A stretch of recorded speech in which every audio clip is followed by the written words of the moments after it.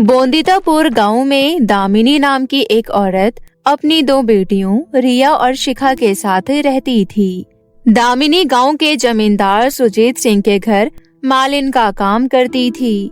दामिनी बहुत ही मन लगाकर उसके बगीचे की देखभाल करती थी, जिस वजह से सुजीत सिंह के बगिया में बहुत ही रंग बिरंगे फूल खिला करते थे, जिसके व्यापार से जमींदार की बहुत ही अच्छी खासी कमाई हो जाया करती थी। एक दिन सुजीत सिंह दामिनी को आवाज लगाते हुए कहता है, दामिनी, अरे ओ दामिनी, कहाँ हो? जल्दी यहाँ आओ।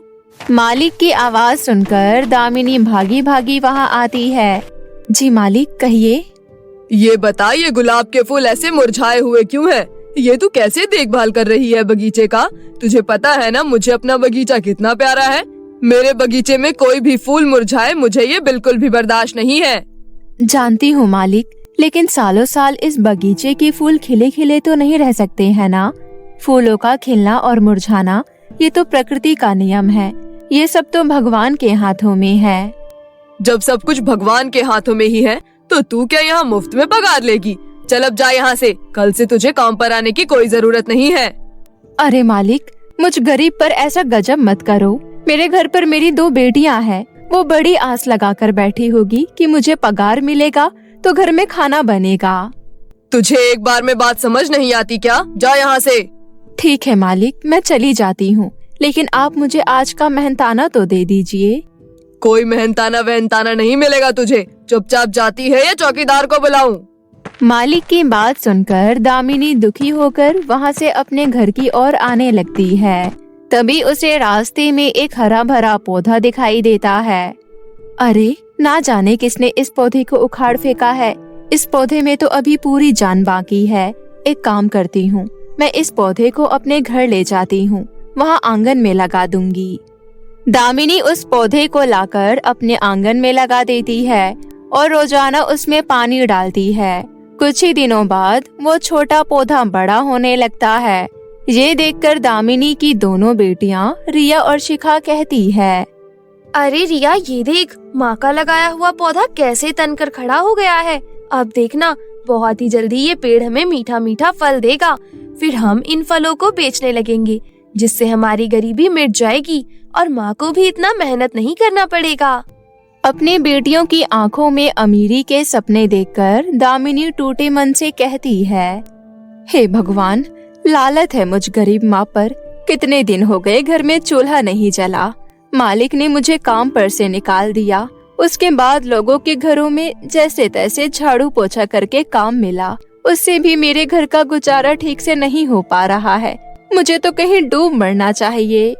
दामिनी यही सब सोच सोचकर हर रोज घुटती रहती थी, जिस वजह से दामिनी की तबीयत बहुत खराब हो जाती है और वो इस दुनिया को अलविदा कहकर स्वर्ग सिधार जाती है। दोनों बहनों के माथे से माँ का साया हट जाता है और दोनों बहनें अनाथ हो जाती है। कहते हैं ना, किसी के चले जाने से कहाँ किसी का जीवन रुकता है। दोनों बहनें कभी गांव वालों से भीख मांगकर अपना पेट भर लेती, तो कभी मंदिर की सीढ़ियों पर बैठकर भीख मांगकर गुजारा करती। ऐसी ही दोनों बहनें एक दिन मंदिर की सीढ़ियों पर बैठे भीख मांग रहे थे, परंतु रोजाना दोनों बहनों को इस तरह भीख देते देते लोग थक जाते हैं। अब लोग दोनों बहनों को इग्नोर करने लगे थे और उन्हें भीख नहीं देते थे, जिस वजह से रिया भूख के मारे रोने लगती है। चुप हो जा मेरी बहन, मत रो ऐसे। दीदी, हम कब तक इस तरह भीख मांगकर अपना गुजारा चलाएंगे? ऐसी जिंदगी मुझे नहीं जीनी है। इससे अच्छा तो ये है कि हम मर जाए। ऐसा मत बोल मेरी बहन, एक ना एक दिन जरूर सब कुछ ठीक हो जाएगा। ऐसे ही दिन बीतते हैं। वो दोनों बहनें रोजाना अपने आंगन में लगे पेड़ को पानी देती और उससे बातें करती और जैसे तैसे लोगों से भीख मांगकर अपना गुजारा चलाती। ऐसे ही 10 साल बीत जाते हैं। उनका पेड़ भी बहुत बड़ा और विशाल हो जाता है। 10 साल बाद दोनों बहनें बड़ी हो जाती है। एक दिन शिखा आंगन में उदास बैठी थी। शिखा को देखकर रिया कहती है, क्या हुआ दीदी, आप इस तरह इस पेड़ के पास क्यों खड़ी हैं? कुछ नहीं मेरी बहन, बस मैं सोच रही थी कि वक्त कितनी जल्दी बीत जाता है। जमाना कहां से कहां बढ़ गया, मगर हम अनाथ बहनें आज भी गरीबी के दलदल से निकल नहीं पाए हैं। हाँ दीदी, आप सही कह रही हो। देखो ना, हम रोजाना इस पेड़ को पानी देते हैं। ये पेड़ कितना विशाल हो गया है, मगर अब तक इसमें एक भी फल नहीं लगा है। कम से कम इस पेड़ पर फल उगते तो हमारी कुछ मदद हो जाती। वही तो। चलो रिया, अब अंदर चलते हैं। ऐसे ही दिन बीत जाते हैं। एक दिन अचानक बहुत तेज मूसलाधार बारिश होती है, जिस वजह से उनका कच्चा मकान ढहने लगता है। रिया, अब हमें ये घर छोड़कर जाना होगा। ये घर गिरने वाला है। दोनों बहनें घर से निकलकर पेड़ के नीचे आकर खड़ी हो जाती है। घर छिन जाने का उनको बहुत दुख होता है। क्या बिगाड़ा था हम अनाथ बहनों ने भगवान जी आपका, जो आपने हमसे हमारा घर भी छीन लिया। हाँ दीदी, हम कहाँ रहेंगे। दोनों बहनें घर के खो जाने का दुख मना रही होती है। तभी वो जिस पेड़ के नीचे खड़ी होती है, उस पेड़ पर से अचानक बहुत सारे बेशकीमती गहनों की बारिश होने लगती है, जिसे देख दोनों बहनें हक्की बक्की रह जाती है। अरे बहन, ये तो सोने और हीरो के गहने हैं। हाँ दीदी, मगर ये आए कहाँ से। तभी पेड़ में से आवाज आती है। अपने पीछे देखो शिखा और रिया। आवाज सुनकर दोनों बहनें पेड़ की तरफ देखती है। उस पेड़ पर कई सारे सुंदर सुंदर सोने चांदी हीरो के गहने लगे हुए थे, जिनकी खड़ी चमक पूरे आंगन को रोशन कर रही थी। अरे ये कैसा जादू है। पेड़ पर तो फल सब्जियां उगती हैं, मगर इस पेड़ पर तो गहने लगे हुए हैं। बेटी, मैं एक जादुई गहनों का पेड़ हूँ, जिस पर उगने वाले सोने के गहने कभी खत्म नहीं होते। मेरा जीवन तुम बेसहारा बहनों की देन है। तुमने मुझे पानी खाद देकर सींचा है, इसलिए मेरे ऊपर उगने वाले गहनों पर तुम्हारा हक है। मेरे पेड़ पर लगे गहनों को बेचकर तुम अपने लिए एक अच्छा नया घर बनवाओ। मैं अंत तक तुम्हारी मदद करते रहूंगा। पेड़ की बात सुनकर दोनों बहनें बहुत खुश हो जाती है। पहली बार उनके जीवन में इतनी खुशियाँ आई थी। दोनों बहनें पेड़ पर लगे गहनों को सुनार के पास बेच देती है और अपने लिए आलीशान घर बनवाती है और उसमें सुखमय जीवन व्यतीत करने लगती है। तभी एक दिन दोनों बहनें पेड़ के पास आती है और कहती है, हे जादुई गहनों का पेड़, हमें तुम्हारी मदद की जरूरत है। उन बहनों की पुकार सुनकर पेड़ के अंदर एक चमकदार रोशनी होती है और पेड़ वापस से गहनों से लद जाता है। तभी पेड़ बोलता है, कहो, तुम्हें मुझसे क्या मदद चाहिए। जादुई पेड़, आपसे जो गहने हमें मिले थे वो सारे गहने घर बनवाने में खर्च हो गए, इसलिए अब हम गरीब बहनों को थोड़े और गहनों की जरूरत है। हाँ, क्यों नहीं। तुम चाहो तो मुझ पर उगे सारे गहनों को तोड़ लो। ये सुनकर दोनों बहनें बहुत खुश होती है और उन पेड़ पर से आवश्यकता अनुसार गहनों को तोड़ लेती है। अब जब भी कभी उन अनाथ बहनों को किसी चीज की आवश्यकता पड़ती तो वो पेड़ के पास आकर गहनों को तोड़ लेती। ऐसे ही वक्त के साथ जादुई पेड़ और दोनों बहनों के बीच में गहरी दोस्ती हो जाती है और जल्द ही वो दिन भी आ जाता है जब दोनों बहनों की शादी पक्की हो जाती है। दोनों बहनें अपनी शादी का पहला न्योता जादुई गहनों के पेड़ को देती है। क्या बात है, आज तुम दोनों बहनें बड़ी खुश लग रही हो। खुशी की ही बात है जादुई पेड़, अब हम अनाथ बहनों का घर बसने वाला है। अरे ये तो बहुत खुशी की बात है, बधाई हो। ऐसा बोलकर जादुई पेड़ खुशी से झूम उठता है और अपनी टहनियाँ हिलाकर बहुत सारे गहने नीचे गिराता है। ये लो बेटी, जब तुम दुल्हन के जोड़े में इन गहनों को पहनोगी तो तुम्हारा रूप निखर जाएगा। जाओ, एक नया जीवन तुम्हारी राह देख रहा है।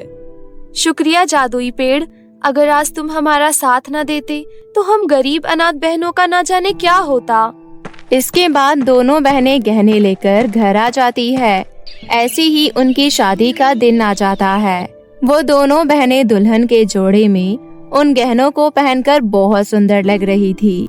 इस तरह दोनों बहनों की शादी हो जाती है और दोनों बहनें अपने ससुराल चली जाती है। और जब भी कभी उन्हें जादुई पेड़ की याद आती तो वो अपने घर आकर उनसे मिल लिया करती और इस प्रकार अपना जीवन खुशी खुशी व्यतीत करती है। अत्याचारी सौतेली बहन। एक शहर में सोनल अपने पिता राम सेवक और अपनी सौतेली माँ बहन के साथ रहा करती थी। उसकी सौतेली बहन का नाम शिवानी और उसकी माँ का नाम उषा था। उसकी सौतेली माँ तो उससे बहुत ज्यादा प्यार करती थी, पर उसकी सौतेली बहन शिवानी हमेशा सोनल पर अत्याचार करती रहती थी। इस वजह से सोनल बहुत ज्यादा दुखी रहती थी, क्योंकि वो अपनी बहन से बहुत ज्यादा प्यार करती थी, पर उसकी बहन उससे बिल्कुल भी प्यार नहीं करती थी। और ये बात उसकी सौतेली माँ उषा भी जानती थी और वो शिवानी को बहुत ज्यादा समझाती थी, पर शिवानी उनकी एक भी बात नहीं मानती थी। एक दिन की बात है, वो दोनों बहनें एक साथ बैठी हुई होती है। तभी वहाँ पर उषा आ जाती है और उषा सोनल से कहती है, अरे सोनल, आज तुम स्कूल नहीं जा रही हो क्या? नहीं माँ, आज स्कूल की छुट्टी है, इसलिए आज स्कूल नहीं जा रही हूँ। आप बताइए, आपको कुछ काम था क्या? नहीं बेटा, मुझे कुछ काम नहीं था, बस ऐसे ही पूछ रही थी। और शिवानी, तुम बताओ, तुमने अपने स्कूल का सारा काम कर लिया क्या? क्योंकि बहुत दिनों से तुम्हारे स्कूल का काम पूरा नहीं हो पाया था। कर लूंगी माँ, इतनी जल्दी क्या है? वैसे भी आज की छुट्टी है, आज मैं स्कूल का सारा काम कर लूंगी। कर लेना बेटा, कहीं ऐसा ना हो कि तुम्हारे स्कूल से शिकायत आ जाए, क्योंकि हर बार तो तुम्हारे स्कूल से शिकायत आती ही रहती है। मुझे पता है माँ, पर आप चिंता मत कीजिए, ऐसा कुछ भी नहीं होगा। इस बार स्कूल से शिकायत नहीं आएगी। ठीक है, अच्छा तुम दोनों यहीं पर बैठो, मैं तुम दोनों के लिए कुछ खाने के लिए ले आती हूँ। और ये कहकर उषा वहाँ से चली जाती है। उसके जाने के बाद सोनल अपनी सौतेली बहन शिवानी से कहती है, शिवानी, तुम्हारा काम पूरा नहीं हुआ है क्या? यदि तुम्हें मेरी हेल्प की जरूरत हो तो बता देना, मैं तुम्हारी मदद कर दूंगी। नहीं, मुझे तुम्हारी मदद की कोई जरूरत नहीं है। वैसे भी मैं अपना पूरा काम कर सकती हूँ। ठीक है, जैसी तुम्हारी इच्छा, पर फिर भी यदि तुम्हें हो तो बता देना, मैं तुम्हारा काम कर दूंगी। तभी वहाँ पर उषा आ जाती है और उन दोनों को खाने के लिए पास्ता लाती है।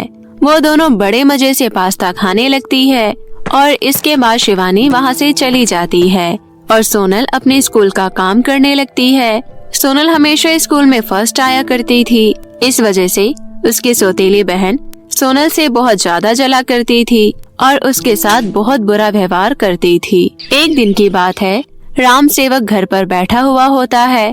तभी वो अपनी बेटी सोनल को अपने पास बुलाता है और उससे कहता है, अरे बेटी सोनल, तुम क्या कर रही हो? कभी कभार मेरे पास भी बैठ लिया करो। जी पिताजी, मैं अभी आपके पास आई। और ये कहकर सोनल अपने पिता के पास चली जाती है और उनसे बात करने लगती है। तभी वहाँ पर शिवानी आ जाती है और शिवानी को देखकर राम सेवक शिवानी से कहता है, अरे शिवानी बेटी, तुम कहाँ जा रही हो? तुम भी मेरे पास बैठकर बात कर लो। वैसे भी बहुत दिन हो गए हैं, तुम लोगों ने मुझसे बात नहीं की। अगर आपको मुझसे बात करने की फुर्सत हो तब तो आप मुझसे बात करेंगे ना। आपको तो सिर्फ सोनल से ही बात करनी होती है और इसलिए हर बार उसी को अपने पास बैठा लेते हैं। अरे तुम ऐसे क्यों बोल रही हो? आखिर वो तुम्हारी बहन है, तुम्हें उससे प्यार से बात करनी चाहिए और तुम गलत समझ रही हो। मैं तुमसे भी तो बात करता हूँ ना। मैं बिल्कुल सही समझ रही हूँ। और रही बात सोनल की, तो वो मेरी बहन नहीं है, मैं उसे कभी भी अपनी बहन नहीं मानूंगी। तभी वहाँ पर उषा आ जाती है और शिवानी से कहती है, ये तुम कैसी बातें कर रही हो? आखिर सोनल तुम्हारी बहन है, तुम्हें कभी उसके साथ ऐसा व्यवहार नहीं करना चाहिए। जब मैं उसके साथ ऐसा व्यवहार नहीं करती हूँ तो तुम कौन होती हो उसके साथ ऐसा व्यवहार करने वाली? मुझे पता है कि आप मुझसे ज्यादा सोनल को प्यार करती हैं, जबकि आपकी सगी बेटी मैं हूँ। पर आप सबसे ज्यादा सोनल को ही प्यार करती हैं और इसी बात से मुझे सोनल से जलन होती है। अरे बहन, तुम ऐसे क्यों कह रही हो? ये दोनों तुमसे भी उतना ही प्यार करते हैं जितना वो मुझसे करते हैं। आखिर तुम भी उनकी बेटी हो। मुझे तुम्हारी कोई भी बात नहीं सुननी है। तुमने मेरे हिस्से की सारी खुशियाँ छीन ली है। और ये कहकर शिवानी वहाँ से चली जाती है। शिवानी के जाने के बाद सोनल बहुत ज्यादा दुखी हो जाती है, पर उषा सोनल से कहती है, बेटा तुम दुखी मत हो, मैं शिवानी को समझाऊंगी, अभी वो नादान है। ठीक है माँ, अच्छा तो अब मैं चलती हूँ। और ये कहकर सोनल भी वहाँ से चली जाती है। धीरे धीरे समय गुजरता है और एक दिन की बात है, सोनल और शिवानी एक साथ बाहर खेल रही होती है। तभी शिवानी अपना पूरा गुस्सा निकालने के लिए सोनल के ऊपर मिट्टी फेंकने लगती है, जिससे वो काफी ज्यादा गंदी हो जाती है और वो शिवानी से कहती है, अरे शिवानी, ये तुम क्या कर रही हो? तुम मेरे ऊपर मिट्टी क्यों डाल रही हो? तुम्हें पता नहीं है मेरे सारे कपड़े गंदे हो रहे हैं। हाँ, मुझे पता है, इसलिए तो मैं तुम्हारे ऊपर मिट्टी डाल रही हूँ। और अभी मिट्टी के साथ साथ देखो मैं तुम्हारे ऊपर और क्या डालती हूँ। और ये कहकर वो सोनल के ऊपर पानी डाल देती है, जिससे सोनल बुरी तरीके से गंदी हो जाती है और वो रोने लगती है और रोते हुए शिवानी से कहती है, तुम ये सब क्यों कर रही हो? आखिर मैंने तुम्हारा क्या बिगाड़ा है? तुम्हें पता है कि ये मेरे फेवरेट कपड़े थे, पर फिर भी तुमने इन्हें बेकार कर दिए। हाँ, मुझे पता था, इसलिए तो मैंने इन्हें बेकार किया है, क्योंकि तुम मुझसे मेरी सारी चीजें छीन लेती हो। तो आज मैंने भी तुम्हारे फेवरेट कपड़ों को गंदा कर दिया, इससे हिसाब बराबर हो गया। तुम मेरे बारे में ऐसे कैसे सोच सकती हो? मैंने तुम्हारी कौन सी चीज को छीना है? मैं तो तुम्हें हमेशा प्यार करती हूँ, तुमसे हमेशा अपनी सारी चीजें शेयर करती रहती हूँ। आखिर तुम मेरी बहन हो, फिर तुम ऐसा सोच कैसे सकती हो? पर मैं तुम्हें अपना बहन नहीं मानती हूँ और ना ही तुम मेरी सगी हो, तुम मेरी सौतेली बहन हो, समझी तुम? और ये कहकर वो उसके ऊपर और मिट्टी डाल देती है, जिससे वहाँ काफी कीचड़ हो जाता है और वो दोनों जहाँ पर खेल रहे होते हैं उसी के पास एक कुआं होता है और शिवानी सोनल के ऊपर मिट्टी डालते डालते कुएं में गिर जाती है। ये देखकर सोनल काफी ज्यादा घबरा जाती है और शिवानी को बचाने की पूरी कोशिश करती है। शिवानी कुएं में एक कील के सहारे लटक जाती है और मदद के लिए पुकारने लगती है। तभी सोनल शिवानी से कहती है, तुम चिंता मत करो, मैं तुम्हें बचा लूंगी, तुम बस कील को कस के पकड़े रहना।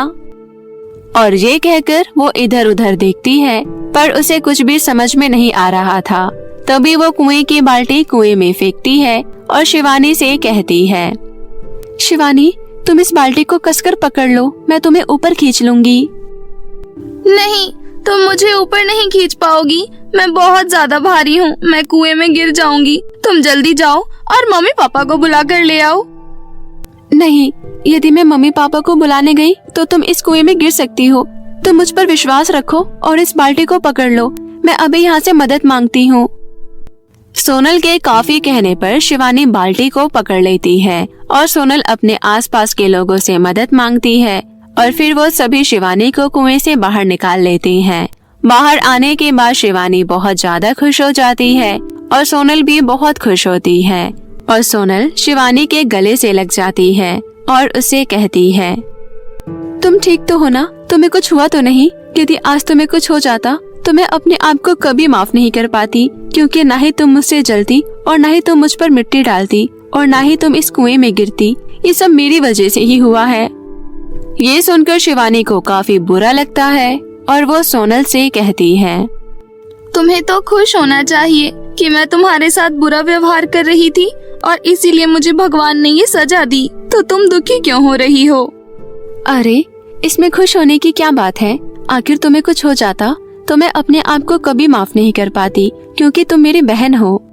तभी वहाँ पर उषा और राम सेवक भी आ जाते हैं और वो अपनी दोनों बेटियों को सुरक्षित देखकर बहुत ज्यादा खुश हो जाते हैं और उन दोनों को गले से लगा लेते हैं। और उषा अपनी दोनों बेटियों से कहती है, तुम दोनों ठीक तो हो ना?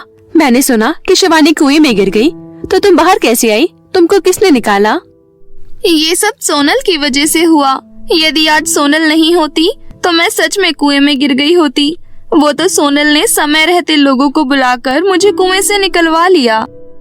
ये सुनकर उषा बहुत ज्यादा खुश हो जाती है और वो सोनल को गले से लगा लेती है और उससे कहती है, मुझे बहुत खुशी है कि तुम मेरी बेटी हो।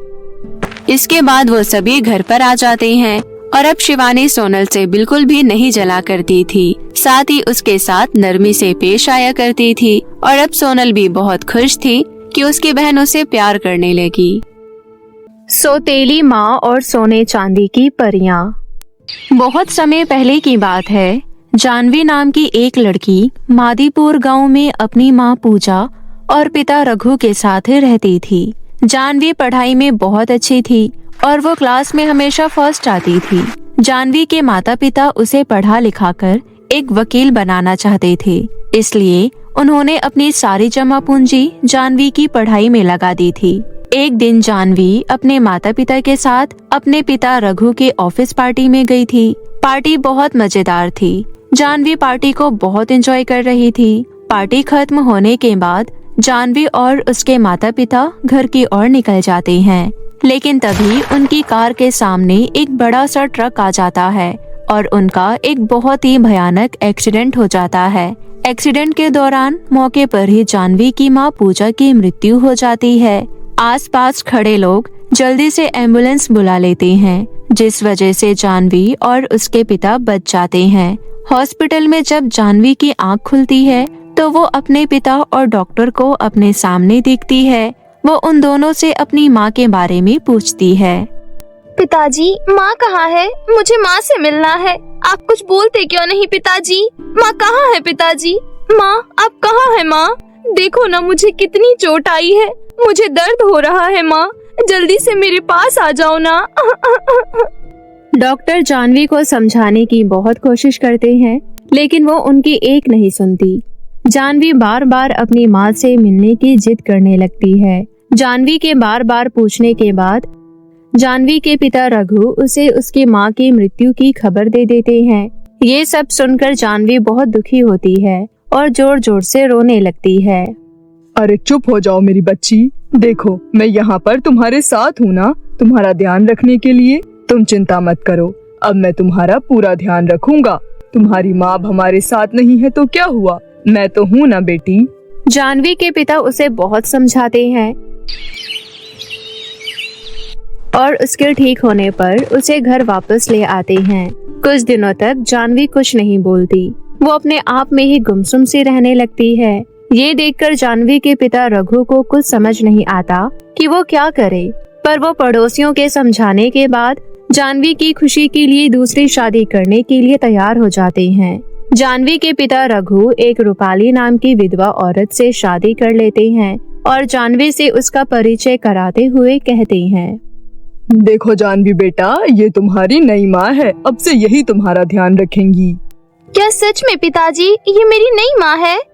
अपनी नई माँ के बारे में सुनकर जानवी बहुत खुश होती है और नाचने लगती है। कुछ दिनों तक जानवी की नई माँ रूपाली उसका बहुत ध्यान रखती है। इसी तरह दिन निकल रहे थे।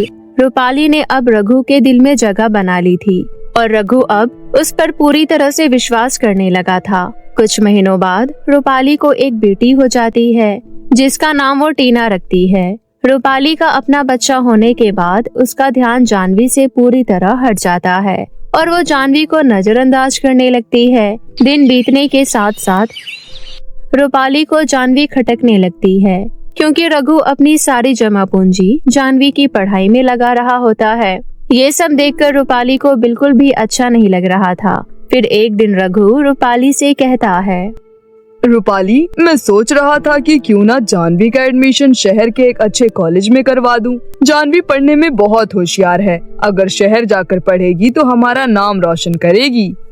रूपाली को ये सब सुनकर बिल्कुल भी अच्छा नहीं लगता, लेकिन वो रघु की बातों को टाल नहीं सकती थी, इसलिए वो एडमिशन के लिए मान जाती है। उसके बाद रघु जानवी के पास जाता है और उससे कहता है, जानवी, मैंने आगे की पढ़ाई के लिए तुम्हारा एडमिशन शहर के एक बड़े कॉलेज में करवा दिया है। तुम्हें कल शाम को यहाँ से शहर के लिए निकलना होगा, क्योंकि अब तुम शहर जाकर पढ़ोगी, इसलिए तुम्हें नए कपड़ों की जरूरत भी होगी। तो तुम आज अपनी माँ के साथ जाकर बाजार से कुछ नए कपड़े लेकर आ जाना। लेकिन पिताजी, मुझे कपड़ों की कोई जरूरत नहीं है। आप मुझे कपड़ों के लिए जो पैसे देना चाहते थे, उन पैसों को आप संभाल कर रख लीजिए। भविष्य में वो पैसे हमारे काम आएंगे। अरे मेरी बेटी कितनी समझदार हो गई है। तुम चिंता मत करो बेटी, तुम अपनी माँ के साथ चली जाना और अपने लिए सुंदर सुंदर कपड़े ले आना। इतना कहकर रघु वहाँ से चला जाता है और फिर रूपाली के पास जाकर उससे कहता है, रूपाली, ये लो कुछ पैसे, तुम जानवी के साथ बाजार चली जाना और उसे सुंदर सुंदर कपड़े दिला लाना। कल उसे शहर के लिए निकलना है, शहर में उसके काम आएंगे। इतना कहकर रघु रूपाली को पैसे देता है और वहाँ से चला जाता है। उस समय रूपाली को बहुत गुस्सा आ रहा था। रूपाली जानवी के कमरे में जाती है और उससे कहती है, क्यों रे जानवी, तू पूरा दिन अपने पिता के पैसे खर्च करवाती रहती है? तेरे पास कपड़ों की कमी है क्या, जो तूने आज अपने पिता से कपड़े मांग लिए?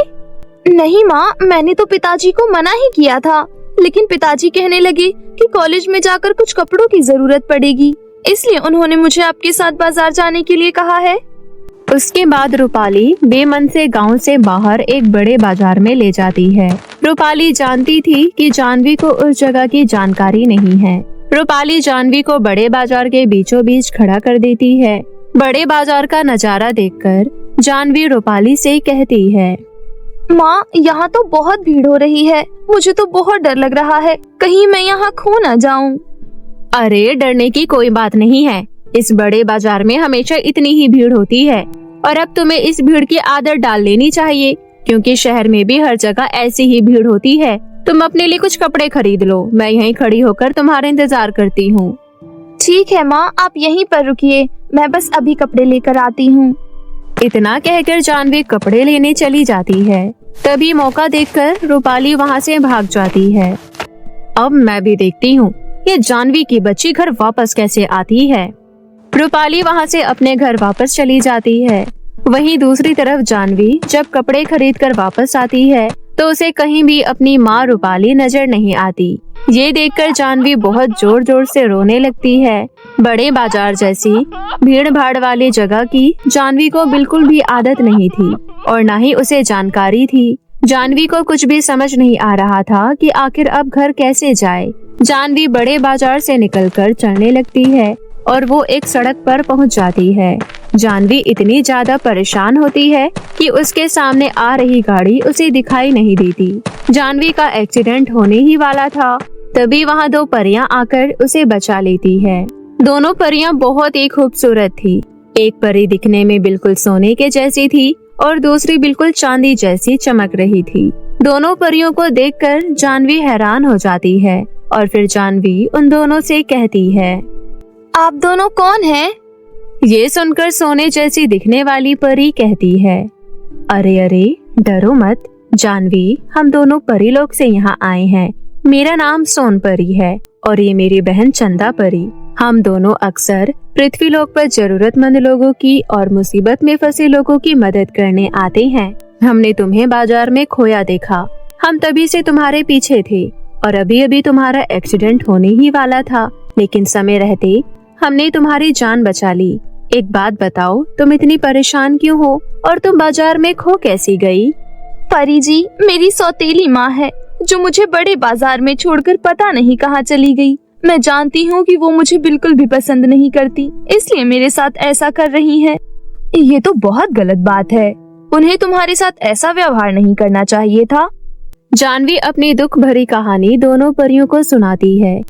ये सुनकर दोनों परियां बहुत निराश होती है और जानवी की मदद करने की सोचती है। परियां अपने जादू से जानवी को उसके घर पहुंचा देती है। जानवी जब रूपाली के सामने आती है तो वो जानवी को देखकर हैरान रह जाती है। अरे तुझे तो मैं बाजार में छोड़कर आई थी, करमजली तू मेरा पीछा छोड़ेगी कि नहीं? माँ, ऐसा मत कहिए, भला मैंने आपका क्या बिगाड़ा है? मैं तो आपके कामों में आपकी मदद करती हूँ। मुझे तो एक आंख नहीं भाती, रुक, आज मैं तेरा सारा किस्सा ही खत्म कर देती हूँ। रूपाली जानवी को जान से मारने वाली होती है कि तभी वो दोनों परियां वहां आकर जानवी को बचा लेती है और फिर वो दोनों परियां रूपाली को अच्छा सबक सिखाने के लिए उसे एक पत्थर की सिल्ली में बदल देती है। उसके बाद रूपाली मन ही मन अपने की पर पछतावा करने लगती है, लेकिन अब पछतावे का कोई फायदा नहीं था। दोनों परियां वहां से चली जाती है और उसके बाद जानवी अपने पिता और छोटी बहन टीना के साथ अपनी आगे की जिंदगी खुशी खुशी बिताने लगती है।